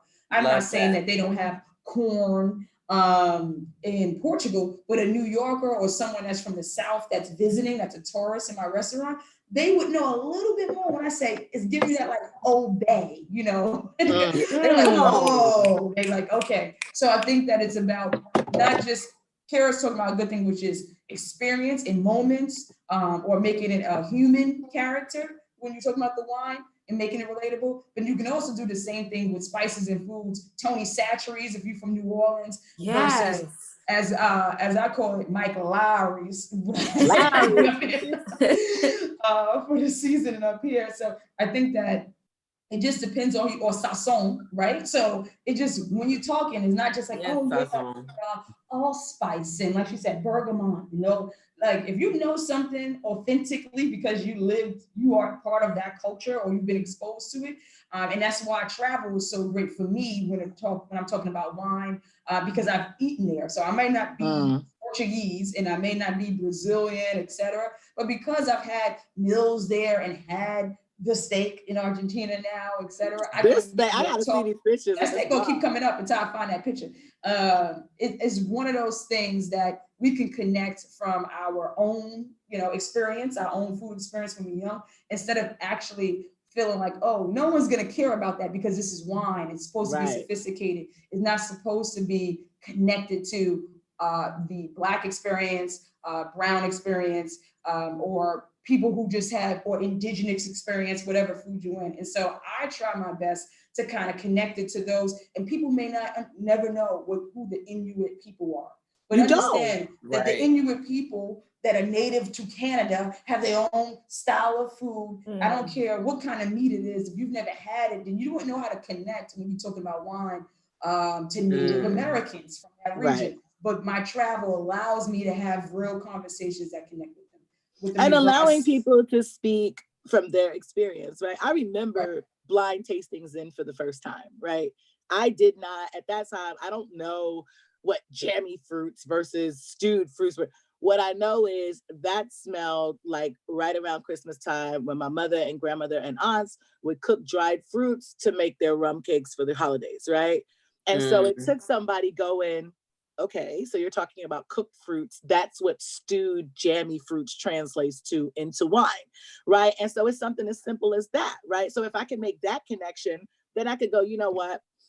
You know that allspice that's in jerk sauce? That's why Zen and jerk chicken go well together, right? Because of that. So it's so important to make those cultural connections. And I wish that I had more time to talk more about the travels, but to understand what people eat so that you can say, all right, Joe, you know how that tastes? This is kind of what you're getting in this. And telling people to, when you go to your local green market, smell everything. I don't know, if you don't eat dill, you're never going to pick up American oak and wine, because that's what dill smells like in wine. You know what I mean? So it's just, it's making it okay to say, I don't know what this is, but it smells something sort of like, and then using your intellect and your training to go, okay, are we talking this or this?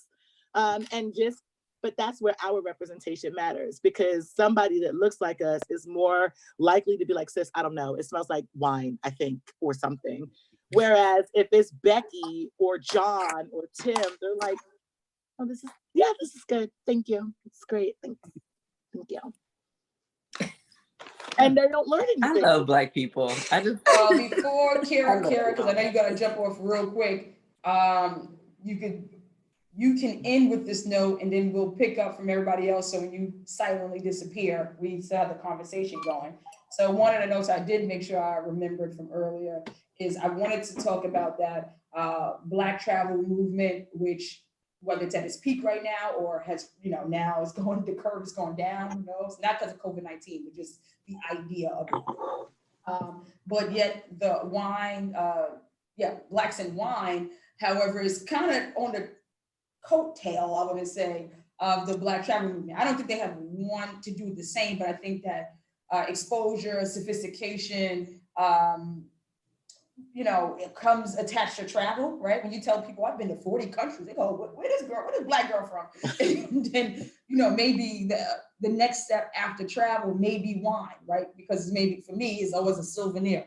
I just left this country. I'm geeked out about Argentina now. All I want to do is drink all the Argentinian wines to continue to relate that to my palate. We didn't even talk about Carmenere, but me just having an experience with Carmenere when I was down in Chile, for example, allowed me to appreciate it, for better or worse, in a different way when I came back to New York. And now I'm crazy about it in a way where I can go, nah, I don't want that version of it. Some people don't know it or had enough of it to be able to make that kind of distinction. But I had it almost like every day in Chile on purpose, because I wanted to be able to understand why people thought it was either or not good, or why they think it was more low. And so I can evaluate that for myself. So I say all that to say, and I'm gonna let Kira pick up on this, talk about you can even tie in the movie Uncorked on Netflix, but just talk about what you see or what you would love to see, let's just say, for the future of Blacks in Wine.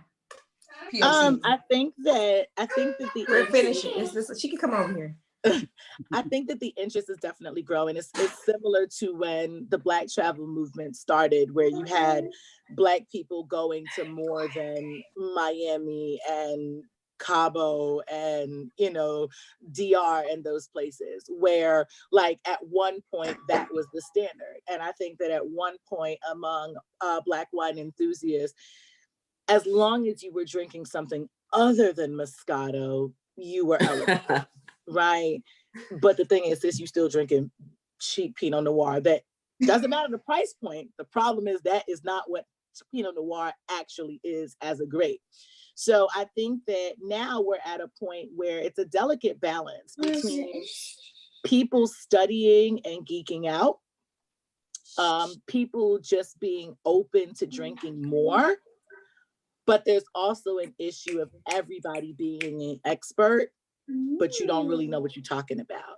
And I think that is where I sometimes get a little bit of a villainous repertoire attached to me, because I can teach kids how to add, but I'm not a teacher. And I would never position myself as one, because that's its own thing. Right? I am not a sommelier, because I don't work the floor. I don't sell wine. I don't do any of that. And so I know my lane. I know that what I can do is, by my studies, I can teach other people wine in a relatable way. I think Charles is one of the most eloquent and brilliant wine educators. And I model a lot of my teaching style based on the way he approaches it and talks. But I think that we have to, as in anything we do, we still have to be able to check each other and be like, sis, that's wrong. Like, and it's not wrong because I'm better than you. It's not wrong because I'm a wine snob. It's wrong because it's factually wrong, and you shouldn't tell people that. Because I think what happens is a lot of people are jumping on the bandwagon of, oh, we need to be more represented in this space. Okay, but what if that's not what someone wants to do? Like, if I don't want to work the floor in a restaurant, how do we get more Black sommeliers? I mean, I don't know. If you don't want to be a sommelier, you don't. If you don't want to be in luxury wine sales and high-end wine sales, then you don't. So then what we need to do is support the Kellys, support the Shahs, support the Charleses in the space that they're already in. But I think now with Instagram, everybody's a wine influencer. Everybody takes, I don't take 50,000 pictures of myself like this. Because I don't get what that tells you always. I just don't have them. I don't take them. I don't do them. There's literally over 100 bottles of wine in my house right now. And don't worry, Kelly showed us her view. We believe you. Don't worry.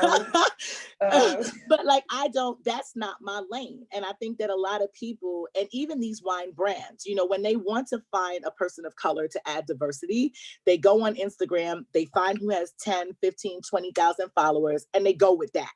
Whether or not that person is knowledgeable, whether or not that person is credible, whether or not that person is going to just read the card that you send them with the tasting notes versus actually being able to detect tasting notes and relate to people and connect with them. So I think on that side, the industry needs to do better. Like, a Black face is not the solution, right? An educated Black resource that understands the material and the content is what is useful. That's what propels us and our visibility. That's what drives people. Every week, what I get from people is not, girl, I love that picture that you took. I bought that bottle. What I get is, I joined on Sunday. I would have never bought Malbec because I had one and it was too much. But now that you mentioned that Malbec from Cahors might not be what I want to drink, but maybe from Mendoza, I think it is, you said, I went to my wine shop and I bought that bottle from Mendoza. And you're right, I do like it. That's what I care about. And I think you hit on two major points for both the consumer side as well as the influencer brand, whatever business side. And I'm sure, and that's also important, right? So even if we want to use Kobrand, and I can tell you my honest opinion now, and I'm guessing you can get that. Anybody that's following, no one told us what to say. They didn't even tell me what to do. They literally said, child, we want you to have these wines and have at it. And I said, you know what? I would like to share them with my community in this way. And they was like, whatever. They gave me free realm. And I told them what United We Taste was. I had previous episodes for them to look at. And they gave me the approval, thumbs up, go have at it.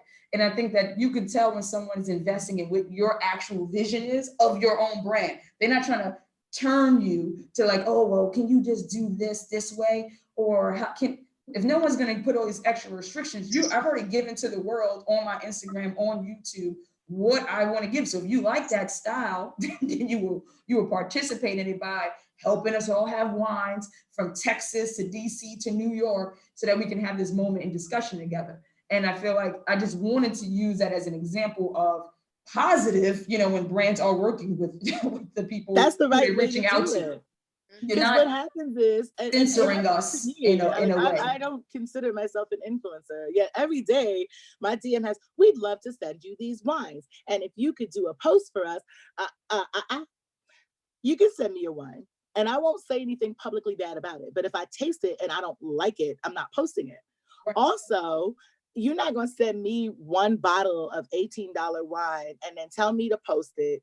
Well, what do I get from all your sales, right? Because you don't find it important to invest marketing dollars in someone that looks like me. So you want to send me free wine so that I do it for you. I don't do anything for free. Not in life, not in wine, not in nothing. So if you want me to market your wine to my demographic that I have an in, then I need you to talk to me like I understand wine, right? I need you to tell me why you think my demographic and my audience can appreciate this. So if you're not coming to me with text sheets, if you just want an influencer, I could give you 5 people that you should hit up, but it's not me. Because if I'm going to share wine with my people, I'm going to share it intellectually, but in a way that they can understand and then go, okay, girl, I trust you. I'm gonna give that one a try. It must meet your market, right? It makes no sense for us to talk about wine. In this case, if I actually want to be here, you would all, like normally on United We Taste, have to go out and buy your own wine and then join us. So the fact that I'm saying, hey, I want to send wine to, not including myself, 6 people, multiple bottles, then okay, that means you're investing in the discussion that I've already created. I created a platform that's talking about wine with professionals that's in these industries, in this case, travel and in wine, so that we can have a dialogue, in this case, about the same wine in one area of the world that gets less love. And everybody know that is my mission. I just mentioned that earlier. So don't send me any Burgundies. I'm not saying I'm not going to drink them and I won't love them, but you will be helping me out. Oh, because if they're white Burgundies, I'll take them. Send her the Burgundies, no. I'm just saying, but you'll be helping me push my agenda further by actually sending me wines that's along with my mission. Not trying to say I don't love Burgundy and the wines are not going to be great, but if you really want to support my mission, help me elevate areas that people are not talking about. Central Otago, New Zealand, South Africa, Bio area in Chile. Like there are small places, Patagonia, that needs to be discovered. Yo, bodega chakra in Patagonia. Chakra, amazing. But like, I want to write about. I'm gonna let one of them talk about travel. I'm gonna jump up, but I want to write about these wines. I want to share these wines. I want to point them in the direction of wine.com. Like, yo, y'all gotta get these. These are good wines and they are affordable. So, I mean, keep doing what you're doing. I love you. I hate that I have to go and work. Curses. Now I'm gonna wait for you in the chat box sending us messages. But can we get a cheers in, like a toast in before she dips? Yes, I'll pour more. I'll pour more of my same white wine. Y'all are so dope. Shaw, thank you for organizing this. Let me see if I can get a screenshot. Hold on. Oh, let me do my influencer pose. You ready?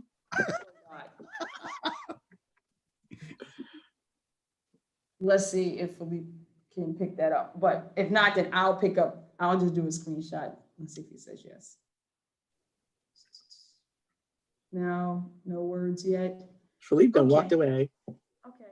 Yeah, let me get the bottle and I'll just do this. So I can say I was drinking. You want to hide my camera? Okay, I can hide my camera and get it too. Okay. 1, 2, 3.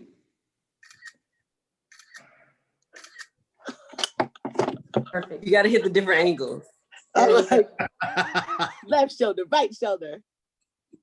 Thanks, you, Kara. We're gonna go ahead. I know you're gonna be listening to us in the background, and you're gonna be like, you know what? No, we didn't do the. Okay, he's gonna get it. Okay. We didn't do the black people laugh. You have to do the. That's the rich person laugh. You got to do the. Kelly did it.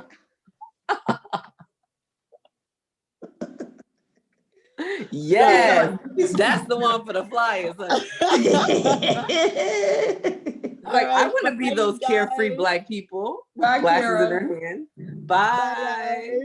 Cece, jump in here because I know that your work as an activist and coming down to Chile, you was scouting out musicians. That was, I remember that. That was a whole moment. I was excited. I was like, oh God, I wanted to see what the organizers are doing, what the young folks were doing. So interesting. I wrote down a list of where the hell I was. Cause and this is not, cause it's not to be braggy, but sometimes when you travel a lot, things kind of mix together and you're like, where the hell was I? I don't know what I was doing. I was just there in these streets. So the historic quarter of the seaport, that's where it's like, basically, if you go, I think that's where that Singhalese man was y'all was talking about. But basically it's like the port. And it's kind of like like the pier in New York where all of the creative folks hang out. Wait, and that's Santiago? Yeah. All right. I was gonna say it was a big statue of a white man, but that doesn't necessarily make it more distinctive. Okay, it was literally like a dock. You don't remember that? Santiago de Chile? I don't remember anywhere. All I saw was mountains. Yeah. Oh my God. I'm gonna send you a link because I have a picture in And I front of remember it. they had the largest mall in South America. I remember that. Yes, Yes. yes. And everybody was just kind of hanging out, chilling. Chile for me was interesting. I don't know about you all. The place where I felt like I saw the most culture or experience was Casablanca when I went to the vineyards and learned about the wines, etc. But in Santiago de Chile, I felt like something was missing. I don't know. When I went out at night, it felt like people. Kelly cooking. Yeah, she's. You said what? Kelly cooking. She like, y'all go ahead with the Zoom joint. Let's just let me cook and get into it. Yeah, it just felt like something was missing. The folks who I was able to, sneak off into different places and talk to some of the indigenous folks, and I felt a little bit more grounded. But aside from that, I don't know, something felt like it was missing. Maybe coming from Colombia where culture it's in your face, regardless of where you are, there's color, there's people, there's food, there's smells. I didn't have that same experience in Chile. I don't know about everybody else, but I do want to talk about why, when you're ready, why I didn't go to Argentina, child. But anyway, back to Chile. Okay. We'll talk about that as well. I just wanted to mention that with Chile, how far down did you go, or where you said you was in just the cities? You were in Santiago and where else? I stayed in the central area. I didn't travel. That's the one thing that I wish I would have done a little bit more travel up and down the country. I didn't have the time. Okay. I only had a couple weeks, yeah. I went over to Valparaiso, which is literally Casablanca is in the it's closer. Mm-hmm. Closer to the actual ocean. And so you get a lot of the influence from the ocean. So that's why they're known for their cool climate whites. Sauvignon Blanc from Casablanca is top. Kelly, you could jump in now. She's like, Juan, you talking. Kelly is ready.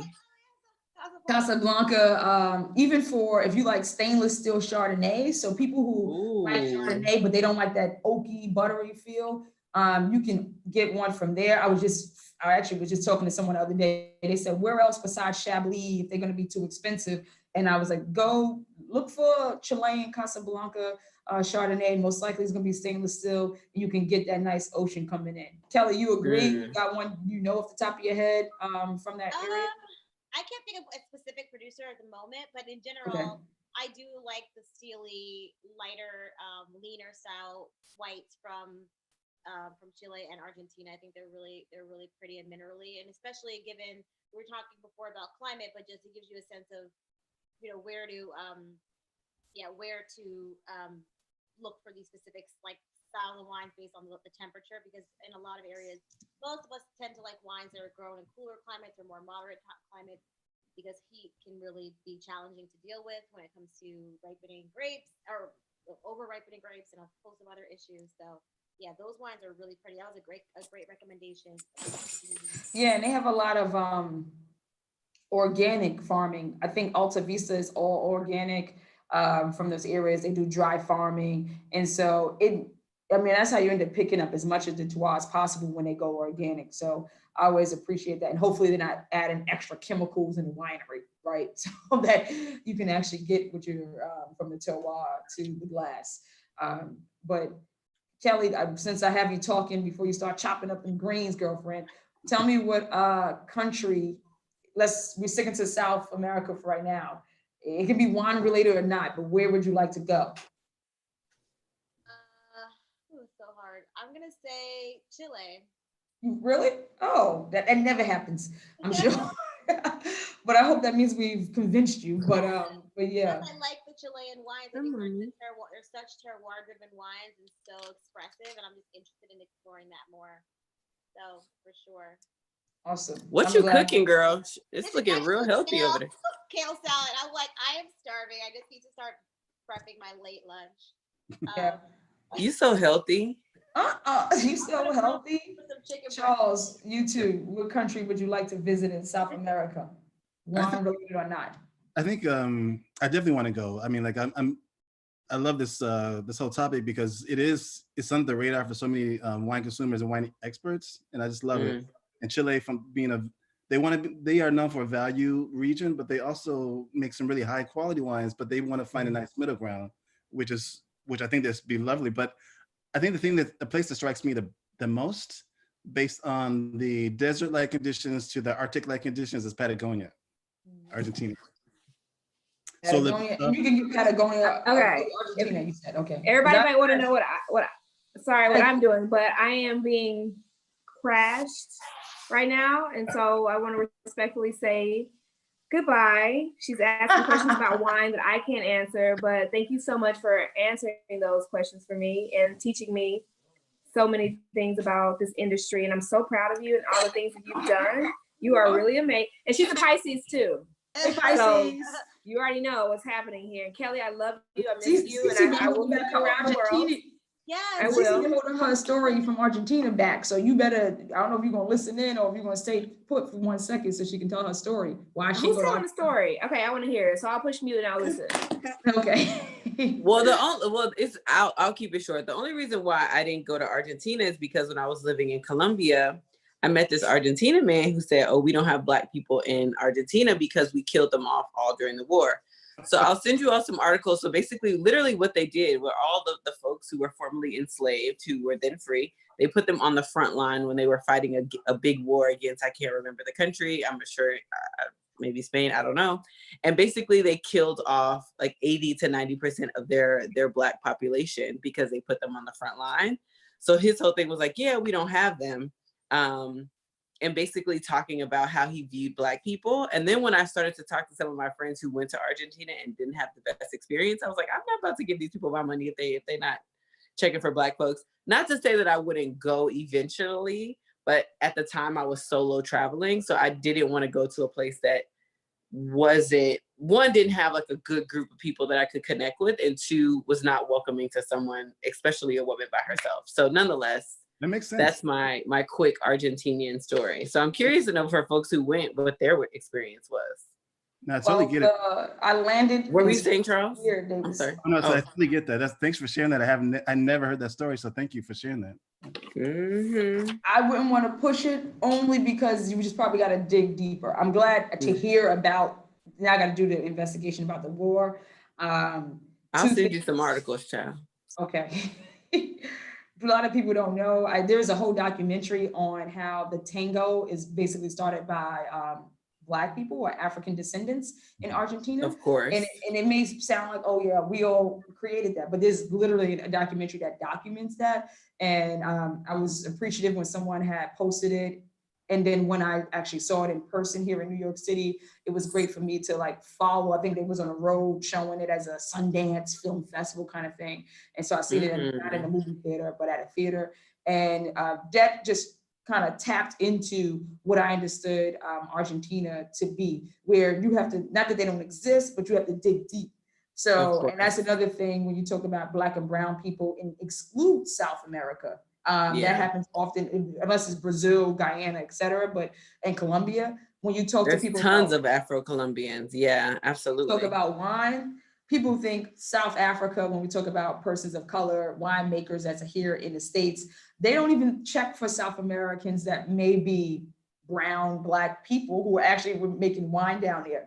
And so that was something I know now is late in our, in this, but literally this was something I wanted to at least bring up, because I realized that when I was there, just like how we highlight vintners from other countries that are obviously brown and Black, but like you said in the beginning, if they're not really checking the box that say that they are, we kind of like ignore them or don't know they exist, or there's not a lot of them.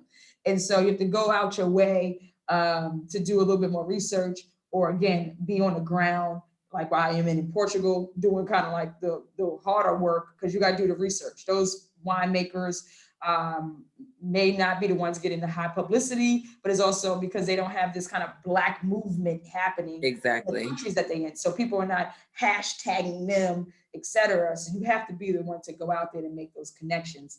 And so it's interesting. I look at it from both ways. So when I was in Argentina, I did have those connections because, like I mentioned, I had friends who responded to my post on Facebook that I was coming in for the 2 weeks. And then I connected with them before I went over to Mendoza in Buenos Aires. And I had a great time, but I also saw that there was a lot of you want to say, the hip hop culture was very live there. Going out to clubs there was insane. I still remember that party like it's like if it happened yesterday. I was like, when do we go home? Like when does this end?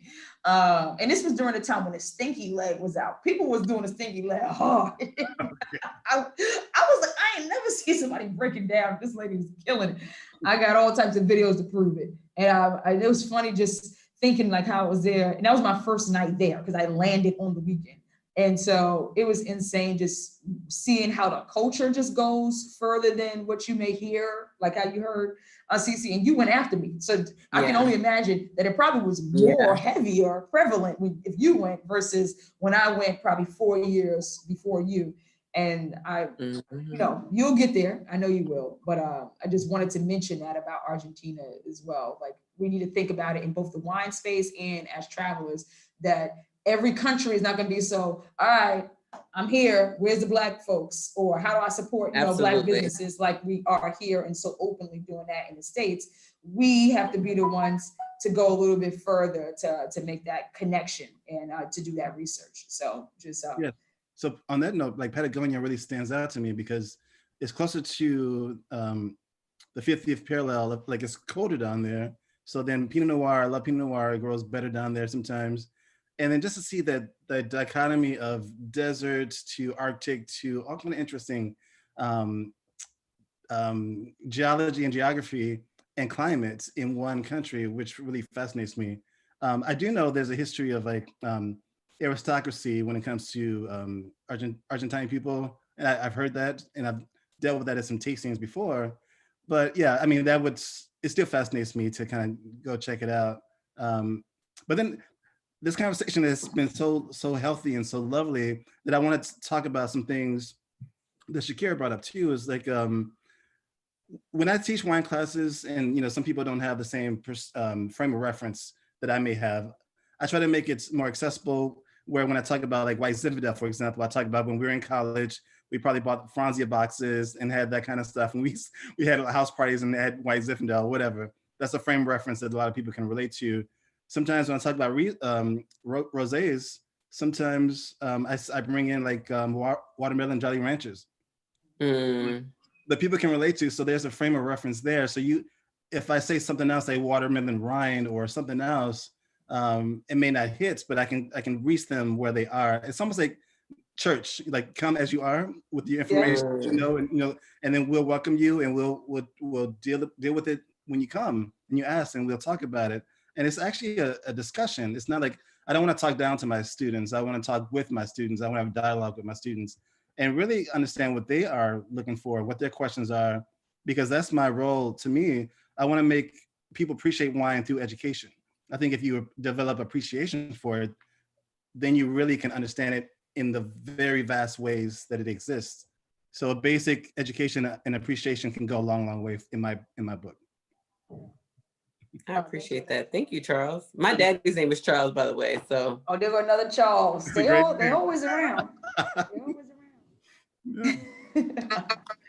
And we got Kenichi back in, but we're gonna wrap up anyway. I just wanted to thank you all for joining me. I don't know if there was any last words or last questions to each other before I actually formally ended, but yeah, just wanted to give you guys some love, and I would love to be.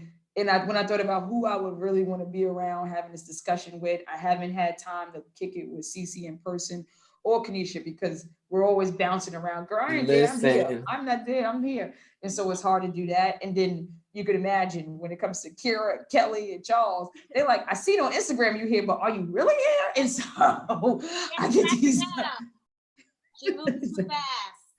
I'm like, Kelly, I was there, now I'm back in Portugal. And so it's been, so this has been a good moment for me to have you all in one room. And you know how my heart feels full to be able to know and hear you all doing good during these times. There is moments where we can feel defeated, unmotivated, wavered by many things, death, etc.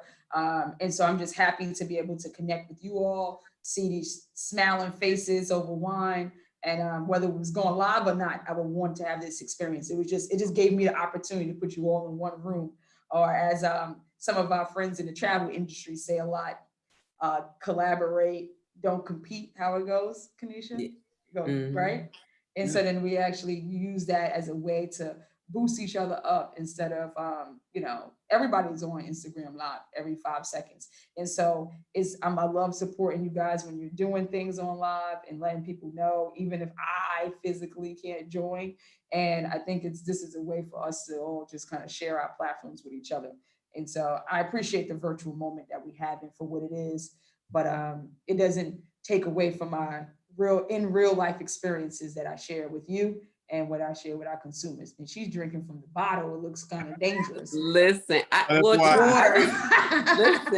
just want to say thank you as someone who's in like the social justice, equity space and who's looking for opportunities to provide access for different people. I never considered wine, and I appreciate you bringing me along. Like, of course I travel, but similar to our homegirl that is on mute or jumped off, I'm not a wine connoisseur. So thank you for creating a point of access for me to feel welcomed in a part of a conversation of like you and Kelly and Charles who know what's going on. So thank you.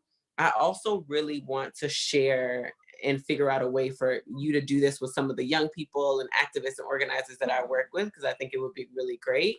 And also I would love to support Charles and Kelly, like send me links. Would love to buy a bottle of wine or send it to someone else. And of course, we have to do a trip together. Yes. Now that we're all on this, like we gotta go somewhere. Well, what we're gonna get is we're gonna get do that. Argentina to package this as a thing. We're gonna go out there and make it happen. And so I'm glad, Cece, you hit it on the nail. Your work in this industry, when people think about travel, they also don't think about activism, but it's a space that we're not included in. And so some of our friends that we, if you want to say grew up with, as adulthood, have turned their businesses to very profitable organizations.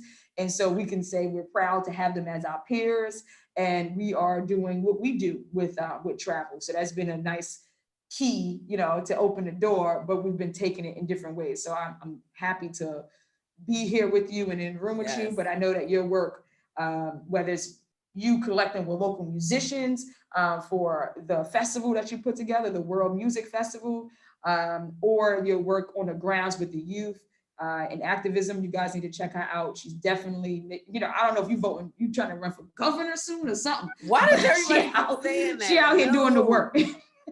Nah, bro. She's trying to be somebody out here that's making the change happen. And so, so I appreciate the work that you do too. Thank you for that. Thank you, friend. Thank you, friend. As the only solo guy on the call, Brother Charles. It's just a beautiful experience to see like Black people, especially Black women, doing things that they love on their own terms. Because a lot of times it's not easy to do. Sometimes people wait around for somebody else to come along, then they do it, then they try to live their life. I'm just so happy. And then I know Shakira dropped off, but it's, she's doing her thing on Instagram, and she got this article written up by Huffington Post about things like virtual tastings to do during coronavirus. Kelly, she just released her wine club, Kelly Wine Selects.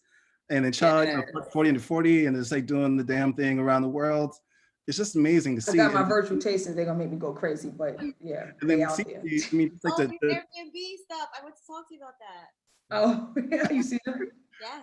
And Cece, to meet you today and understand how well traveled you are, and how important travel is to people in a larger general space and mentality is really, really beautiful. So I'm honored to be on the call, and thank you so much, Cha, for inviting me. And this discussion was amazing and lovely, and I hope there's more and more on this. And then I'm definitely down for the trip. So right, Charles is coming, even as the solo dude. You down? Yes, good. Absolutely. Okay, good. We'll find you another Brazilian wife or whatnot. I'm good. I'm that too. Just saying.